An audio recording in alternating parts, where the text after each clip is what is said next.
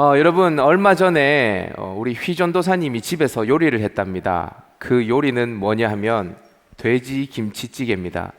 여러분 김치찌개도 돼지가 들어간 것과 참치가 들어간 것이 다르다는 것 아십니까? 예, 전혀 들어가지 않는 것은 저는 먹지 않습니다. 예, 김치는 거들 뿐, 그죠? 고기나 참치가 있어야 되죠. 그런데 이 휘전사님이 그렇게 이야기하는 거예요. 목사님, 김치찌개를 끓였는데 너무 맛있어서 싹싹 긁어서 다 먹었습니다. 이렇게 이야기하는 거예요.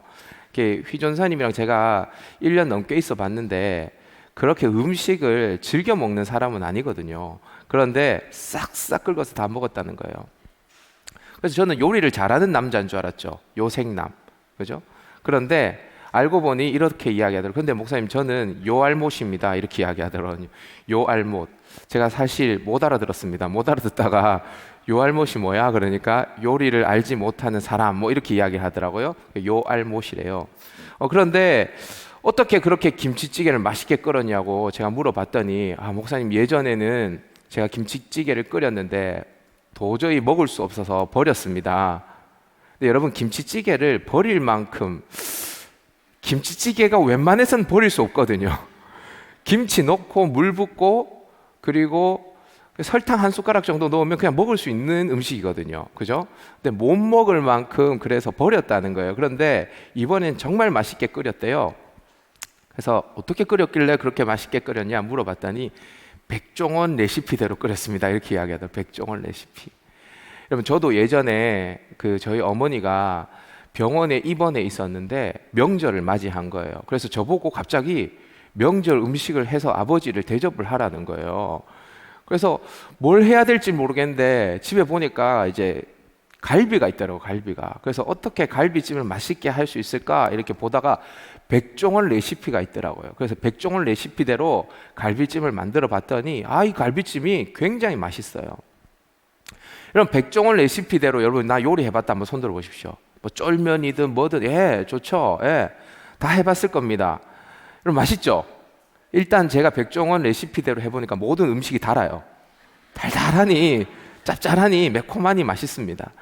그래서 여러분, 이 백종원 씨의 레시피대로 음식을 만들면 실패가 없다는 거예요. 제가 저만 그런가 싶어서 제 동생한테도 물어봤더니 다 이렇게 백종원 레시피대로 했던 사람들은 다 성공했더라고요. 그래서 여러분, 이 백종원 씨는요, 요알못인 휘존더사님 같은 분들에게도 요리를 할 수 있겠다는 자신감을 주는 아주 좋은 분입니다. 그래서 이런 분을 우리는 요식업의 대가, 요리의 대가라고 부르죠. 사실 여러분, 백종원 씨보다 요리를 잘하는 사람은 굉장히 많습니다. 그런데 우리에게 자신감을 주는 분이죠. 그런데 여러분, 오늘 성경에 보면 이 백종원 씨와는 비교가 되지 않는 요식업의 대가가 등장하게 되어집니다. 바로 누구냐면 하나님이에요. 하나님.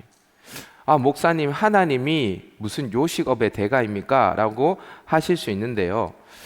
여러분, 하나님이 이스라엘 백성들을 사랑하셔서 그들이 광야를 걷는 40년 동안 그들에게 만나라는 음식을 내려주시거든요. 근데 여러분, 이건 레시피도 알지 못해요. 레시피도 알지 못하는데 하늘에서 막 내려요.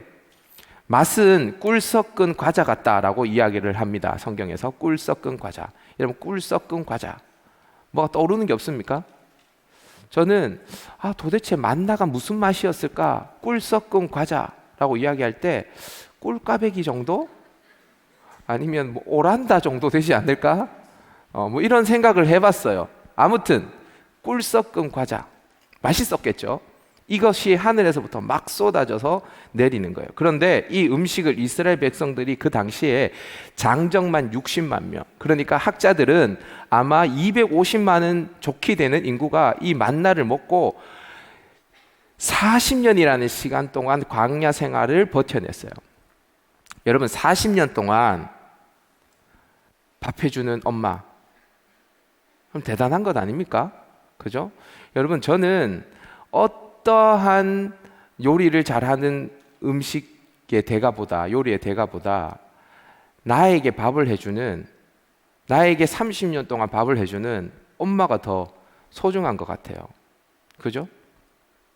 오늘 새벽에 있었던 일입니다. 그래서 원고에는 없는 이야기입니다.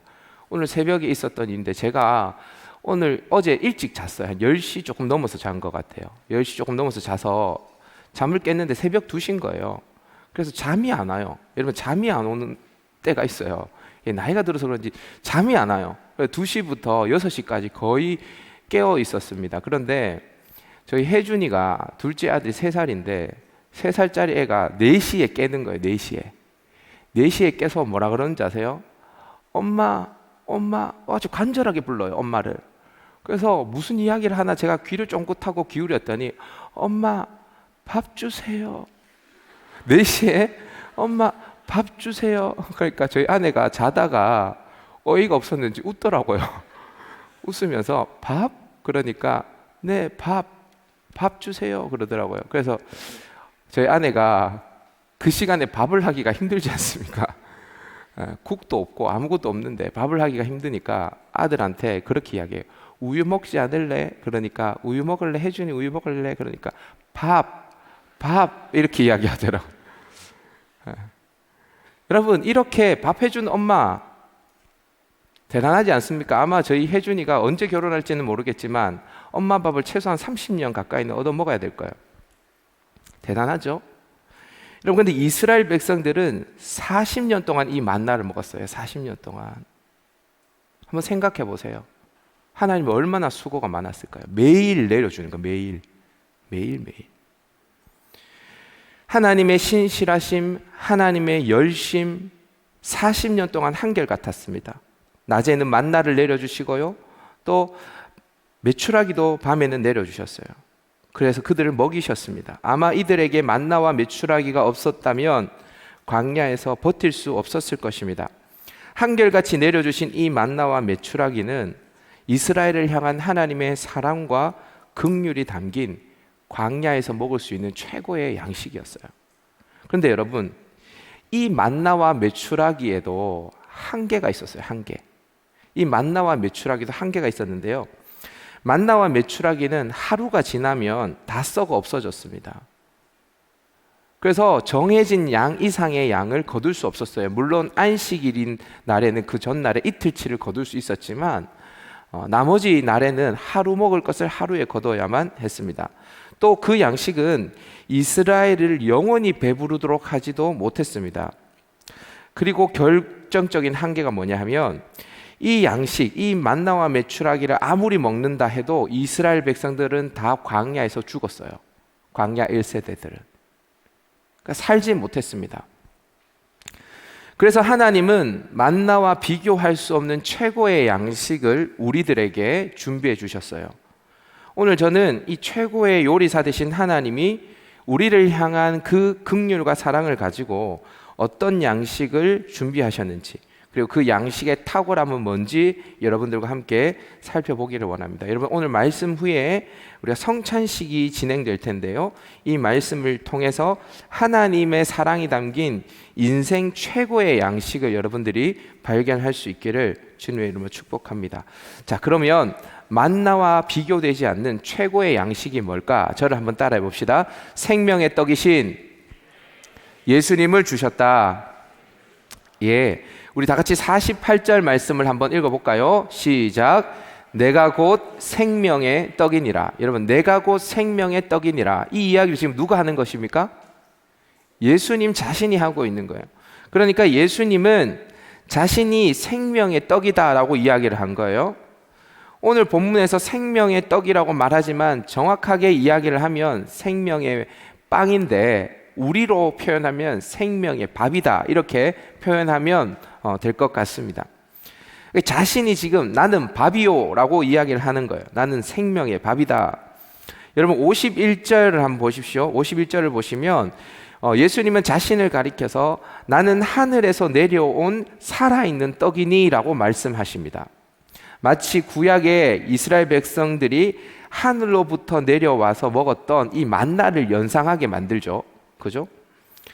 자, 그럼 하늘에서 내려온 떡이라는 말은 무슨 말일까요? 정말 하늘에서 내려왔다는 걸까요? 그것은 하나님으로부터 보냄받은 떡이라는 거예요. 하나님으로부터 보냄을 받은 떡.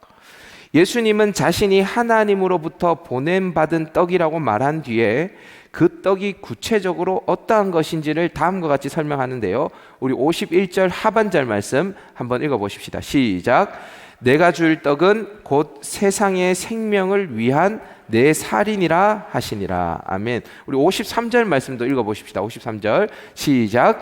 예수께서 이르시되 내가 진실로 진실로 너희에게 이르노니 인자의 살을 먹지 아니하고 인자의 피를 마시지 아니하면 너희 속에 생명이 없느니라. 아멘. 예수님은 자신이 생명의 떡이라고 말하면서 이 떡은 자신의 살이며 또 자신의 살과 피를 먹지 아니하면 생명이 없다라고 말씀합니다. 즉 예수님의 살과 피가 생명의 떡이라는 것입니다. 이 말을 그대로 해석하면 예수님의 살과 피를 우리에게 생명의 떡으로 주셨다는 말씀인데, 이게 말이 안 되죠. 우리가 식인종도 아니고 예수님의 살과 피를 어떻게 먹습니까? 그리고 예수님의 살과 피를 먹으려고 해도 지금 없어요. 먹을 수가 없어요. 자, 그러면 지금 예수님께서 지금 무엇을 이야기하는 것일까? 예수님의 살과 피를 우리의 참된 양식 그리고 참된 음료라고 표현하는 이유가 뭘까? 그것은 예수님이 장차 지실 십자가를 이야기하는 것입니다. 십자가를 예표하는 것이죠.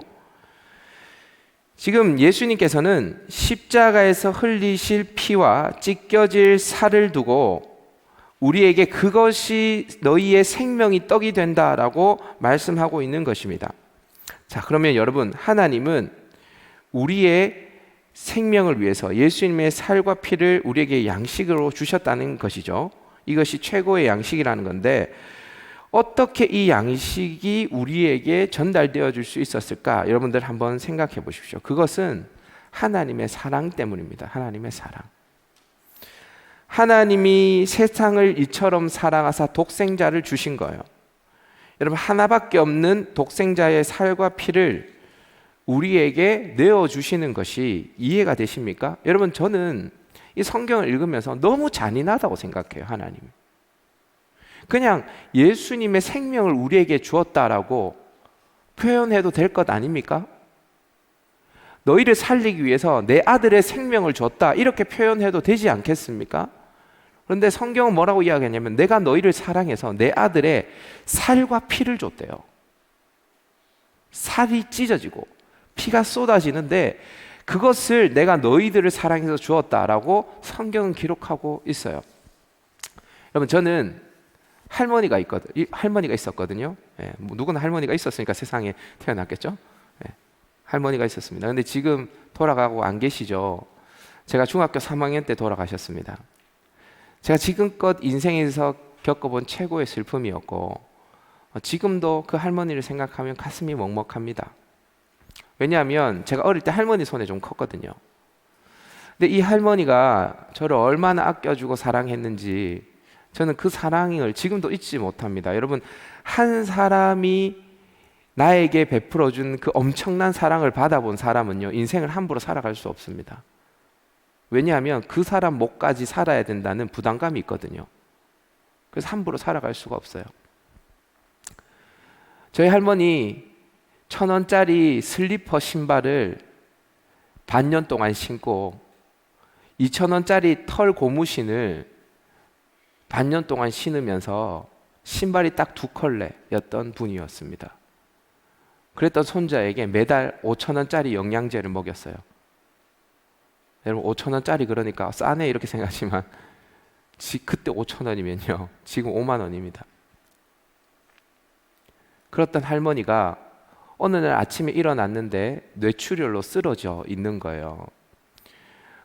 저랑 할머니랑 동생이랑 그리고 말을 하지 못하는 청각장애인 삼촌이랑 같이 있는데 할머니가 거동을 하지 못하고 쓰러져 있는 겁니다. 의식도 잘 없어요. 그런데 삼촌은 청각장애인이니까 어디 119에 전화를 또 할 수 없죠. 그래서 제가 고모한테 전화를 했습니다.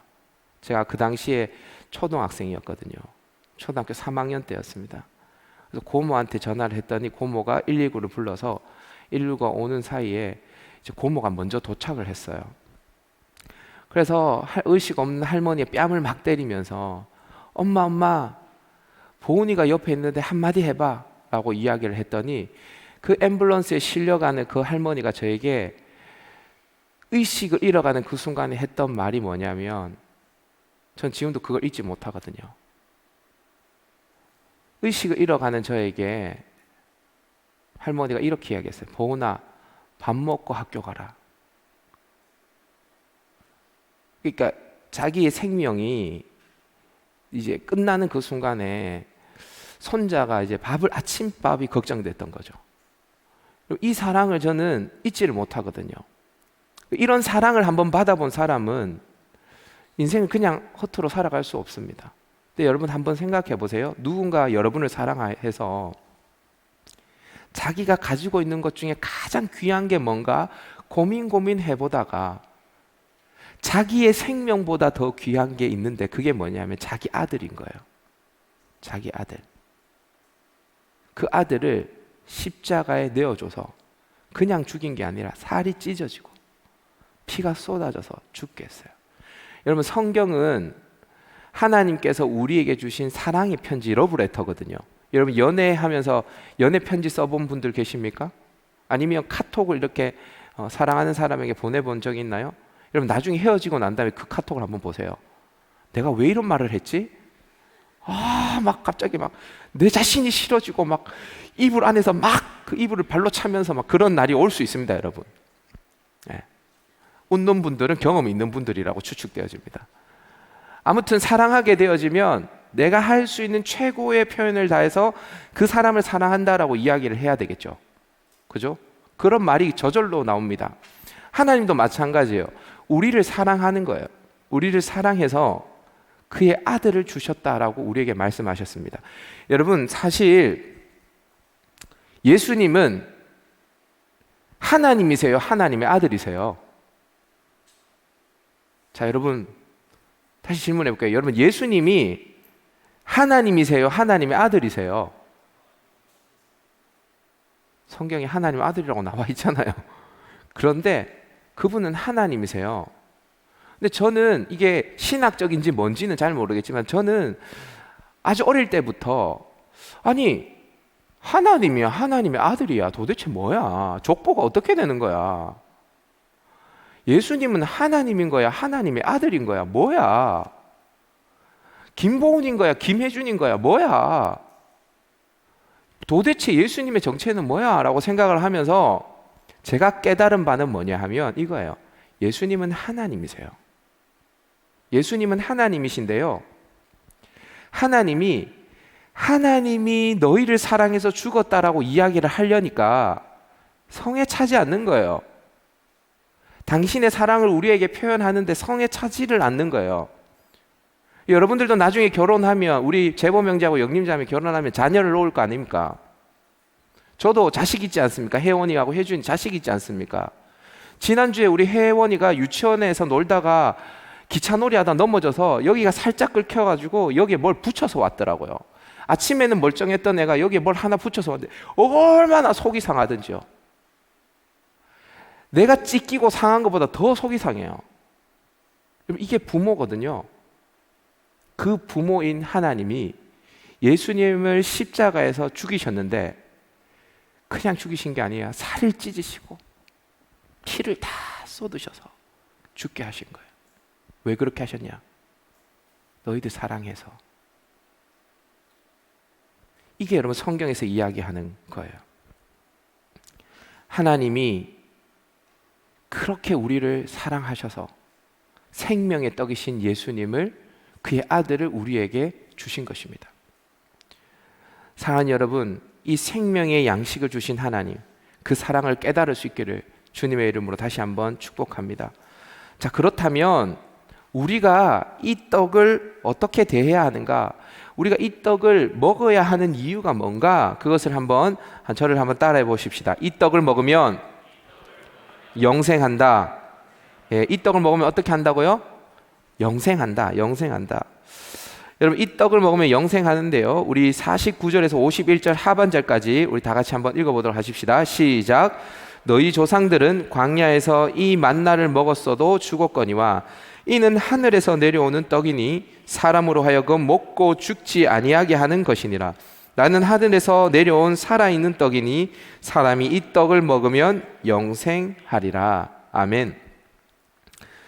우리가 어떠한 맛있고 고급스러운 음식을 먹는다고 해도 그것이 우리에게 영원한 만족을 주지는 못합니다. 또 배가 고프죠. 아무리 맛있는 음식을 먹는다 해도 조금 있으면 배가 고픕니다. 제가 어제 우리 트러스트, 우리 김지연 자매가 이제 아마 이번 주 화요일부터 오픈을 할 건데 트러스트 카페를 오픈한다 그래서 제가 어제 그 카페에 개업 예배를 하러 가봤습니다. 개업 예배를 하러 갔는데 우리 지연이가 그 에그 타르트를 다 구워서 주는데요. 제가 그거 하나 먹고 나면 쓰러지는 줄 알았습니다. 너무 맛있어요. 여러분 기회 되시면 한번 가서 드셔보십시오. 제가 10번째 먹는 손님, 20번째 먹는 손님, 30번째 먹는 손님은 제가 계산해 드리도록 하겠습니다. 지연아 카운트 해라, 알았지? 지연이가 카운트해서 10번째 먹는 손님, 20번째 먹는 손님, 30번째 먹는 손님 제가 계산해 드릴게요.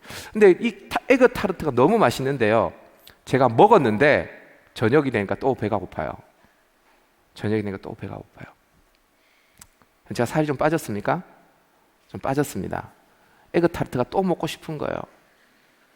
참, 이놈의 배는 시도 없이 울려요. 그죠? 근데 여러분, 아무리 이 세상에 맛있는 떡도, 이 세상에 아무리 맛있는 음식도 다 똑같아요.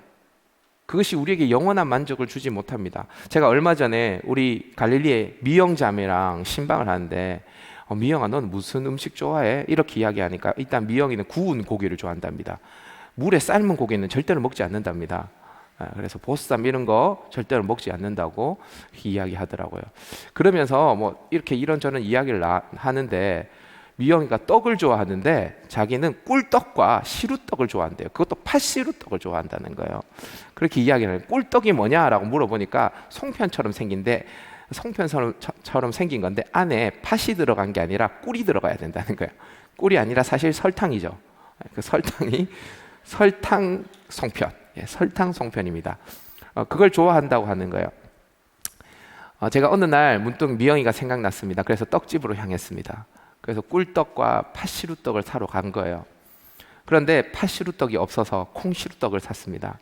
그리고 꿀떡을 사서 이제 미영이가 일하는 카페에 갔죠. 한번 사진 보여주시겠습니까? 제가 꿀떡을 이렇게, 저는 커피를 한 잔 얻어 먹고 꿀떡을 물물 교환 이렇게 하고 이제 사진을 찍어서 인스타에 올렸습니다.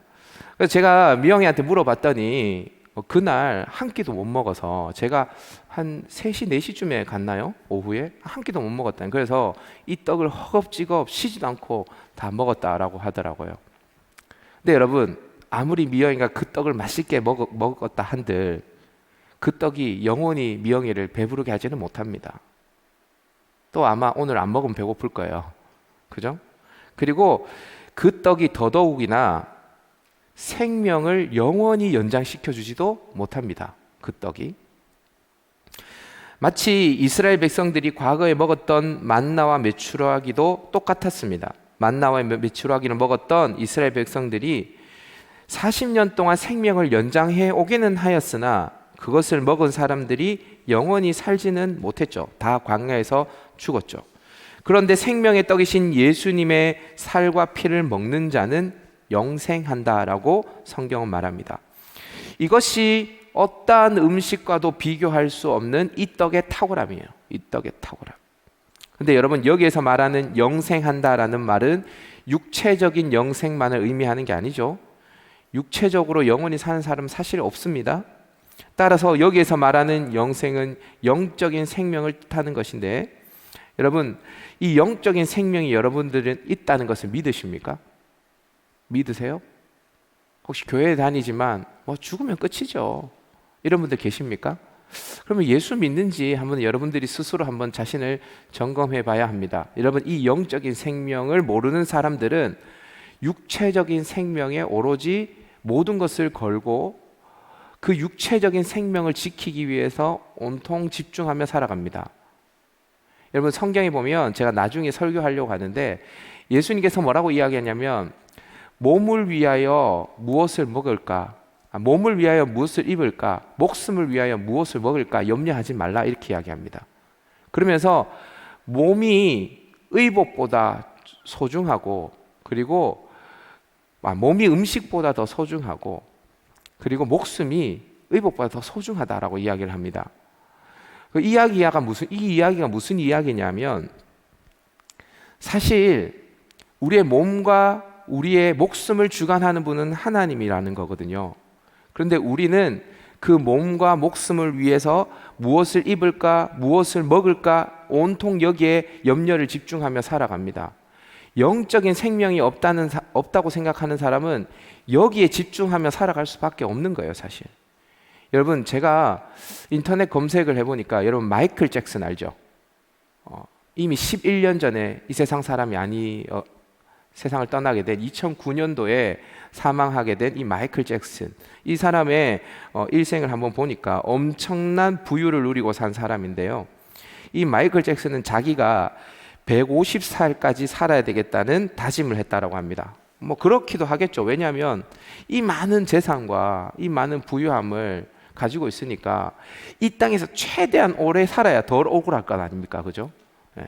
여러분 한번 생각해 보세요. 여러분들 몇 조 원, 몇 천억 돈이 있다고 생각해 보세요. 그러면 여러분 일찍 죽는 게 얼마나 억울하겠어요. 그죠? 누릴 수 있는 거 최대한 누리고 죽어야 되죠. 그래서 실제로 오래 살기 위해서 엄청난 노력을 했는데, 여러분 그 당시에는 코로나 이런 것도 없었을 때였는데 마이클 잭슨은 집 안에서도 마스크를 끼고 다녔답니다. 왜냐하면 세균이 침투하면 안 되니까. 그래서 집 안에서도 마스크를 끼고 살았고요. 바닥에 떨어진 물건은 만지지를 않았대요. 세균이 자기의 몸에 침투할까 봐. 그래서 바닥에 떨어진 물건은 이제 사람들 시켜서 줍도록 만들었고요. 그리고 그렇게 자주 손을 씻고, 또 이 마이클 잭슨이 했던 게 매일 산소 압축통에 들어가서 산소를 공급받았다고 합니다. 산소를 이제 공급받는 거예요. 예. 돈이 있으면 이렇게 미친 짓을 할 수 있겠다 싶지만, 저는 이 모습을 보면서 육체적인 생명이 전부라고 느끼는, 그렇게 알고 살아가는 인생은 이렇게 처량하게 살아갈 수밖에 없는 것이구나 라고 생각이 되어졌어요. 여러분들이 만약에 영적인 생명이 있다는 것을 믿지 못한다면, 여러분들이 아무리 교회를 열심히 다닌다고 해도 여러분들의 신앙은 늘 제자리 걸음일 것입니다. 여러분들이 믿든 믿지 않든 분명한 것은 영적인 생명이 있습니다. 그리고 이 영적인 생명은 예수님의 살과 피, 생명의 떡을 먹지 않고는 누릴 수 없게 되어져 있습니다. 자, 그렇다면 이 생명의 떡을 먹는다는 말은 무엇일까? 오늘 본문에서는 이 떡을 먹으면 영생한다라고 말하는데, 오늘 본문과 유사한 말씀이 또 있습니다. 35절 말씀인데요. 우리 35절 말씀 한번 읽어보도록 하십시다. 시작.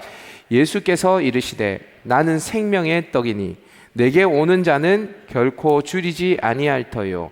나를 믿는 자는 영원히 목마르지 아니하리라. 아멘. 자막 유지해 주시고요.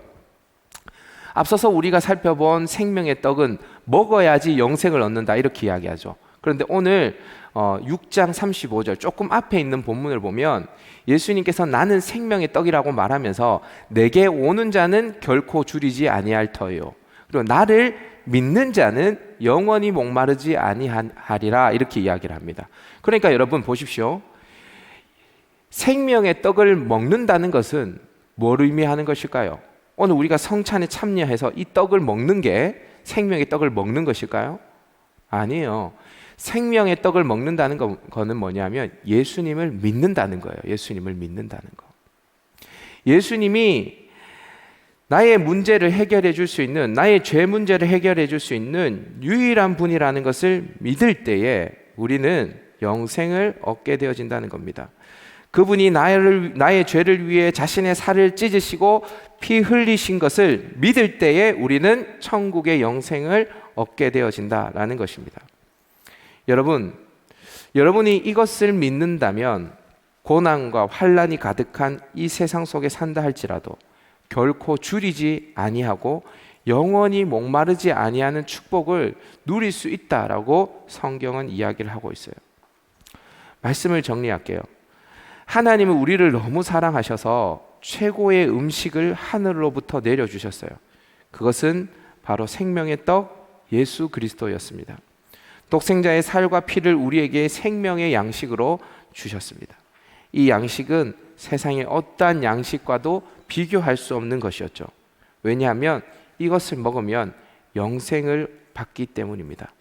오늘 성찬에 참여하는 우리 갈릴리의 모든 지체들이 이 영생의 축복을 의미하는 예수님의 살과 피를 의미하는 이 성찬에 참여할 때에 하나님의 그 사랑과 은혜를 깊이 묵상할 수 있기를 주님의 이름으로 다시 한번 축원드립니다.